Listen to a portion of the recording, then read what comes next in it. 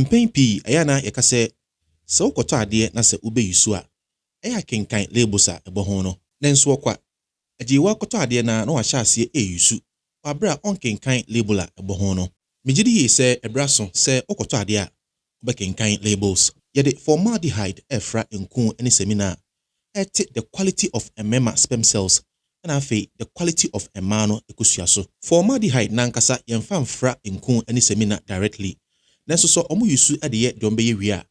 ase a aka no ɔmo de fra cosmetics and afei personal care product formaldehyde ya meka ho asɛm yi yɛde yɛ nneɛma bebree ebi ne pesticides fertilizer yɛde yɛ embalming fluid kyerɛ sɛ yɛde hyɛ nipa a wawuo sɛ de bɛyɛ ɔnsɛe yɛde yɛ glue and afei cleaning product and air freshers yɛde yɛ shampoo lotions and afei nail hardness nti sɛ wokɔtɔ product na ɛma wadwene ɛnyɛ wo sɛ yɛbɛtwerɛ ho sɛ yɛde formaldehyde ɛna ayɛ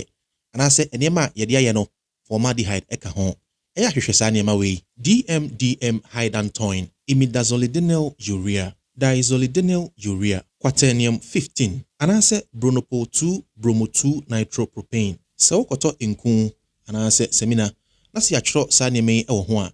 tunku no twene anaasɛ mɛntɔ koraa ɛsiane sɛ formaldehyde a ɛwɔ nku anaasɛ semina ɔkɔtɔ no mu no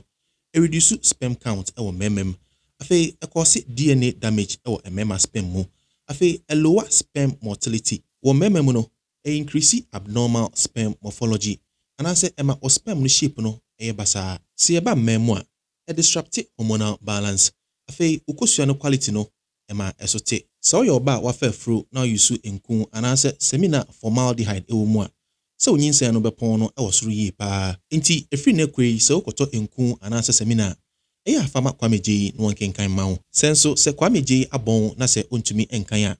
agyewa betumi akan ama wo megye die sɛ video yi aboa wo so ani ko apɔmuden ho na wani gye apɔmuden enkyerɛkyerɛ ho a ɔmɔden ne follow good living Ghana esan sɛ yɛwɔ nipa bebree de ma wo afei share video no na ɔfoforɔ nso ensa enka bi yɛfrɛ me Israel Mensah Gothar na ahai good living Ghana.